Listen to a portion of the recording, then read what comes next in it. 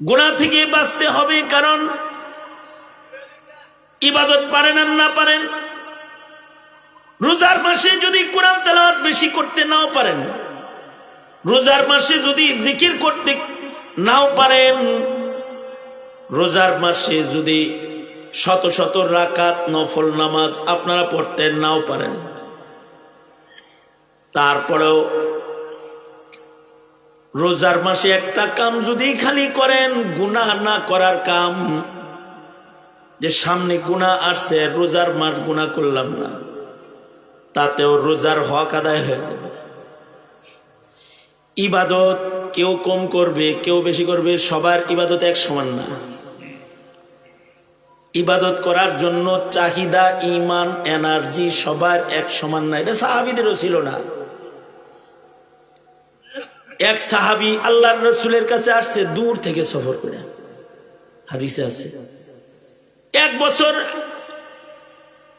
পরে আবার আসছেন, দূর থেকে এসে কালেমা পড়ে মুসলমান হয়েছে। এক বছর পরে আবার নবীজির সাথে দূর থেকে দেখা করতে আসছে।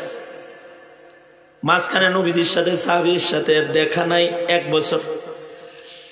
এক বছর আগে যখন আসছে তখন সাহাবী খুব হৃষ্ট পুষ্ট স্বাস্থ্য, আসছে দেখে যে শুকায় গেছে, চামড়াগুলো গায়ের সাথে লেগে গেছে, বুড়ি টুড়ি নাই, এরকম চিকনা চাকনা হয়ে গেছে। আল্লাহর রাসূল সাল্লাল্লাহু আলাইহি ওয়াসাল্লাম সাহাবীকে বলে, আয় সাহাবী, কি ব্যাপার, তুমি এমন হইছো কেন, এত শুকাইছো কেন? আল্লাহর রাসূল, আপনি রোজার ফজিলত বলছেন। রোজার কি ফজিলত বলছে? রোজাদারকে আল্লাহ তাআলা আলাদা দরজা দিয়ে জান্নাত দিবে, নবীজি বলছে, এগুলো সে শুনছে আর কি। রাইয়ান দরজার নাম, যারা রোজা রাখবে তাদেরকে আল্লাহ তাআলা রাইয়ান দরজা দিয়ে জান্নাতে দিবে। সুবহানাল্লাহ। আর জান্নাতের একমাত্র দরজা রাইয়ান, যে দরজায় বান্দাকে জান্নাতি আলাদা শরাব পান করানো হবে, দুধ পান করানো হবে, শরবত পান করানো হবে দরজার গেটের ভেতরে। এটা কোনো জান্নাতের দরজায় এই মেহমানদারিটা থাকবে না, কিন্তু রোজাদার যারা রাইয়ান দরজা দিয়ে জান্নাতে যাবে, শুধুই মাত্র তাদেরকে আল্লাহ তাআলা আলাদা আলাদা শরবত পান করাবে, যেটা রোজাদারের এক্সট্রা পুরস্কার।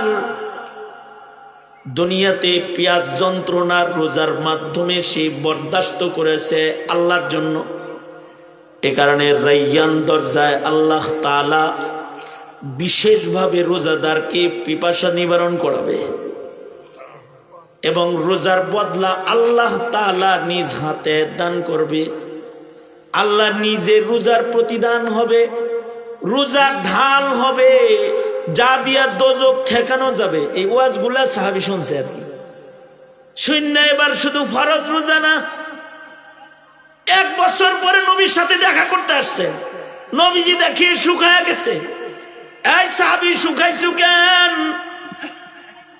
তোমার স্বাস্থ্যের অবস্থা এত এমন কেন?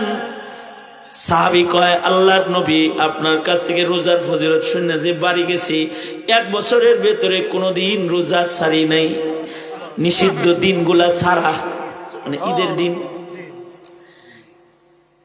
কোরবানি ঈদের 3 দিন, এই যে নিষিদ্ধ দিবস যেগুলো আছে এইগুলো ছাড়া সারা বছর তিনি রোজা রাখছেন। সাহাবী সারা বছর রোজা, বাড়ির কাছের কথা, যে 1 বছর লাগাতার রোজা রাখছে। আল্লাহর রাসূল বললেন, এত রাখছো কেন? সামনে কমায় রাখবা। কয়, নবীজি, রোজার ভিতরে যে লজ্জত আমি পাইছি আমি কমাইতে পারবো না। আল্লাহু আকবার, জোরে বলেন, আমি কমাইতে পারবো না। না না, তুমি দাউদি রোজা রাখো, একদিন রোজা রাখবা, একদিন ইফতার করবা। আল্লাহর রাসূল বললেন, 6 মাস রোজা হইব, তাতে 6 মাস ইফতার হইব। না না, এতে আমার হয় না। আল্লাহর রাসূল বললেন, প্রথম বলছে 3 দিন রাখবা আইয়ামে 20, 13, 14, 15, 13, 14, 15 যদি মাসে যদি 3 দিন কেউ রোজা রাখে, তাহলে যে ব্যক্তি কোনো হাসানাত করবে, যে কোনো নেকির কাজ যদি মুমিন করে, আল্লাহ তাআলা মুমিনকে 10 গুণা নেকি দান করে, 10 গুণ নেকি দান করে। তো কেউ যদি মাসে 3 দিন রোজা রাখে, তাহলে আইয়ামে 20-এ 3 দিন রোজা রাখলে এমনি পাইতেছে 30 রোজার সব। যদি প্রতি মাসে 3 দিন রোজা হয়, তাহলে হইতেছে 11 মাস রোজা রাখার সব। আর রোজার মাসে রোজা রাখবে, তাহলে 12 মাস কেমন যেন তার রোজা হয়ে গেল। সাহাবী কয় এগুলো তো আমার হইব না, আমার আরো লাগবে। আল্লাহর রাসূল বলে তাহলে ঠিক আছে, সাওমে দাউদি রাখো। সাহাবী কয় না, তা হইব না, আরো বাড়ায় দেন আমাদের। এরকম ঘটনা আব্দুল্লাহ ইবনে আমর ইবনুল আসের আছে। বুখারী শরীফের শরাহের ভেতরে আসছে যে 79 বছর বয়স হয়েছে আব্দুল্লাহ ইবনে আমর ইবনুল আস, 79 বছর বয়স হয়ে গেছে। এখন তো রোজা রাখতে কষ্ট হয়, বুড়া হয়ে গেছে।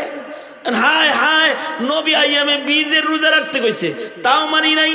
নবীজি 6 মাস রোজা রাখতে কইছে, তাও মানি নাই। আমি সারা বছর রোজা রাখার অনুমতি চাইছি। আহারে, এখন তো সাওমে দাউদি পালন করা আমার জন্য কষ্ট।